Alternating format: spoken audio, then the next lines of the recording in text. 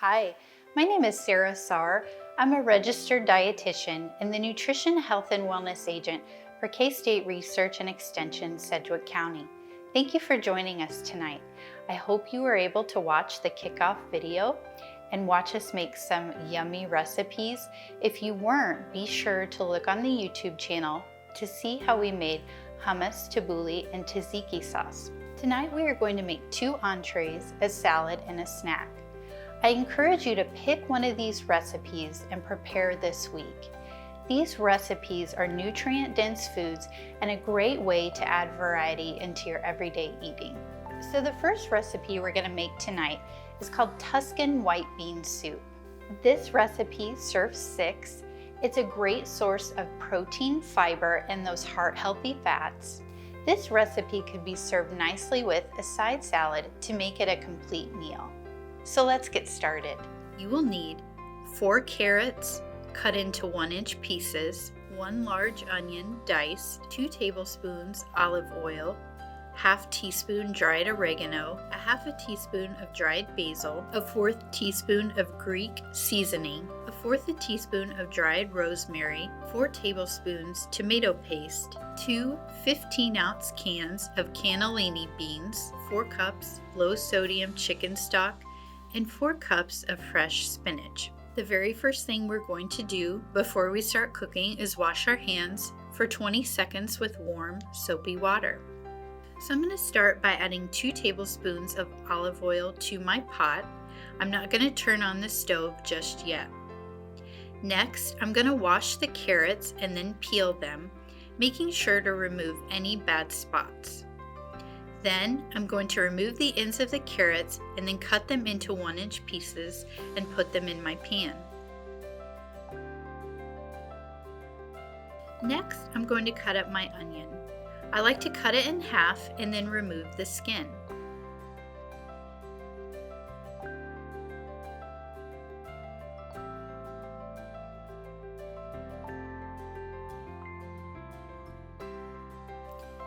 Then I add the onions to the pot and I saute my onions and carrots until they're soft. Once soft, I'm going to add the remainder of the ingredients, which include oregano, basil, the Greek seasoning, dried rosemary, tomato paste, cannellini beans, and low-sodium chicken stock, and simmer for 20 minutes.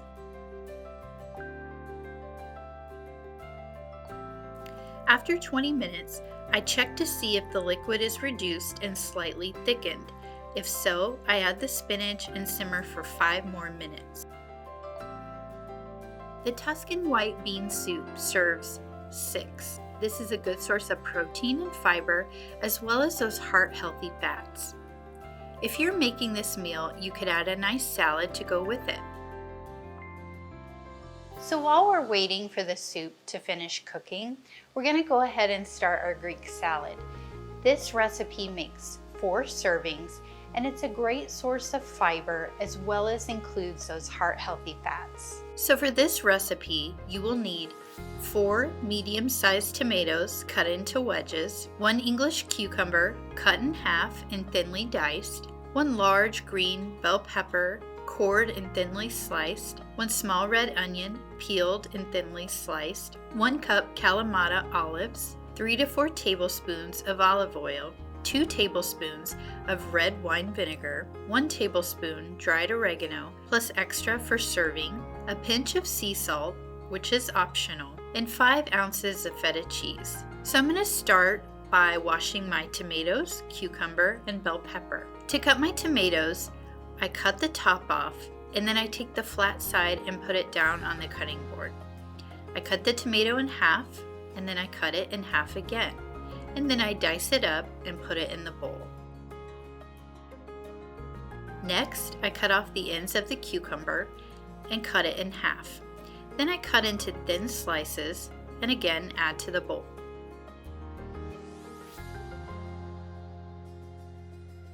So for my pepper, I cut the top of the bell pepper off to remove the stem, and I just use my hands to remove the innards and the seeds.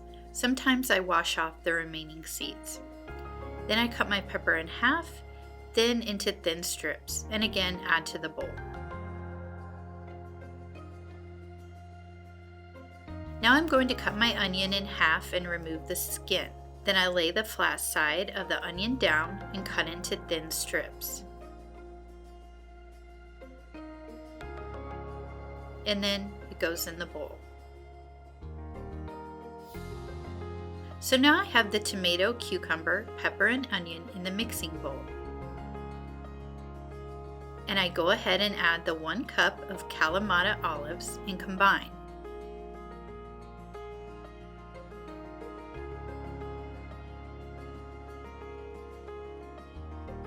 Then I drizzle evenly with olive oil and red wine vinegar and sprinkle with oregano and a pinch of salt. Again, I toss briefly. Then I top with feta cheese, and I finish the salad by adding another pinch of oregano on top. This recipe serves 4. It's a good source of fiber as well as those heart-healthy fats. Again, remember, recipes are just a template. If you prefer using less tomatoes, that's definitely fine, as I did with my salad. But you can change it up and substitute different veggies as you like. For recipe number 3, we are going to prepare seared salmon. Cooking fish can seem like a daunting task, but it's actually really easy and a great way to break up the monotony of weekly dinners. So we're going to start with searing some fish. Searing is an easy and delicious way to prepare fresh and frozen fish fillets. So for this recipe, you will need 2 3 to 5 ounce salmon fillets with the skin on. If you're using frozen salmon, thaw it in the refrigerator and pat dry before cooking. A pinch of salt and a pinch of pepper. So I'm going to turn my skillet to medium heat, and I'm going to add a little bit of olive oil in my pan. Once heated, I'm going to place the salmon fillet in the skillet, skin side down, and cook for about 6 minutes. Now I left the skin on for a reason. It helps hold it together so that when we're cooking the fish, it doesn't fall apart. You can choose to eat the skin or not. It's certainly edible, but some people choose not to. So let's get a little seasoning on our salmon. I'm going to add a little bit of salt, and you will notice that I hold my hand up high and let the salt snow down on the salmon so I don't get too much in one area. Then I add a little bit of pepper as well. After 6 minutes, I flip the salmon fillet and cook for another 6 minutes. Once the time is up, I check to make sure the internal temperature reaches 145 degrees. The seared salmon makes 2 servings. Pair your seared salmon with vegetables and whole grains for a complete meal. For this recipe, I added the Greek salad and a serving of bulgur to go with it. This recipe is an excellent source of protein as well as heart-healthy fats. So for our last recipe, we're going to make rosemary chili walnuts. This is an easy and delicious way to add flavor to your snack. You can choose any nut and any herb you prefer. For this recipe, you will need 1 tablespoon of olive oil, a half a pound or approximately 2 cups of walnuts, 3 3-inch sprigs of fresh rosemary. Be sure to remove the leaves and chop. 1 teaspoon crushed chili flakes. Use more or less depending on your desired level of heat, and a half teaspoon of salt. I'm going to start by washing the rosemary and patting it dry with a paper towel. Then I will remove the leaves and chop. Then I set it aside for later.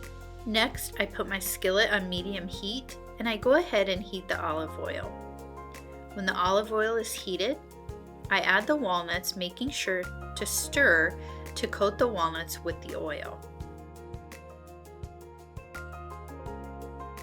Next, I add the rosemary leaves, crushed chili flakes, and salt and toss to coat the walnuts. I'm going to cook over medium heat, making sure to stir almost constantly for 15 minutes so that the walnuts don't get too brown. This recipe serves 8 people, and a serving size is 1/4 cup. Make a large batch with your favorite nuts and herbs for a great grab-and-go snack throughout the week. This is a good source of fiber, protein, and heart-healthy fats. I hope you enjoyed today's presentation and also how to make these recipes. I hope that this is something that you will be able to apply to your everyday life. Thanks for joining us.